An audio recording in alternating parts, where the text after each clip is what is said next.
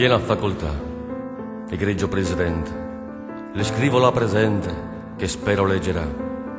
La cartolina, cui mi dice terra terra di andare a far la guerra quest'altro lunedì.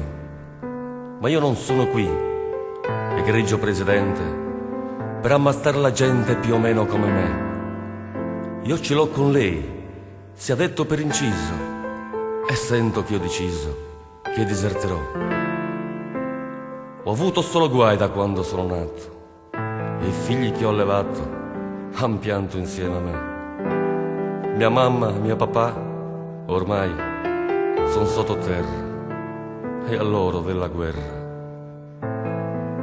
non gliene fregherà.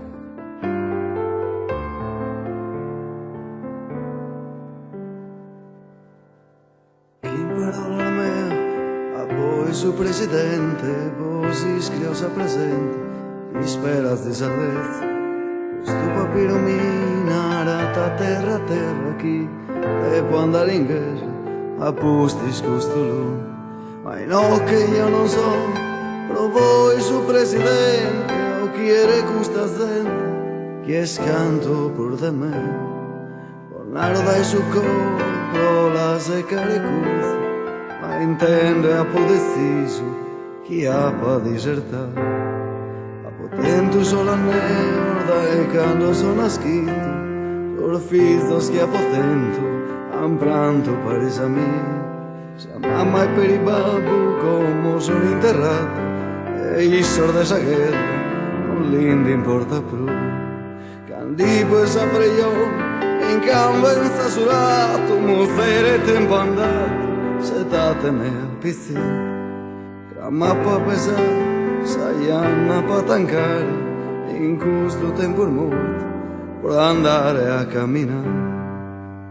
Mi vende carità, in Sarvia de Spagna, de Francia e de Bretagna, e a tutta pa gridare, de non partire più e de mai ubbidire, può andare a sa morte, però non importa chi. Si t'andate a servire, se usambene un ciprei, andate a dare sostre, si posate a divertire. E nascite a sorvost, sieni amici il care chi poteni sparare, io arma non detenza. Quando ero in prigionia, qualcuno mi ha rubato mia moglie, il mio passato, la mia migliore età. Domani mi alzerò e chiuderò la porta sulla stagione morta e mi incamminerò. Vivrò di carità sulle strade di Spagna, di Francia, di Bretagna, e a tutti griderò di non partire più e di non obbedire, per andare a morire per non importa chi.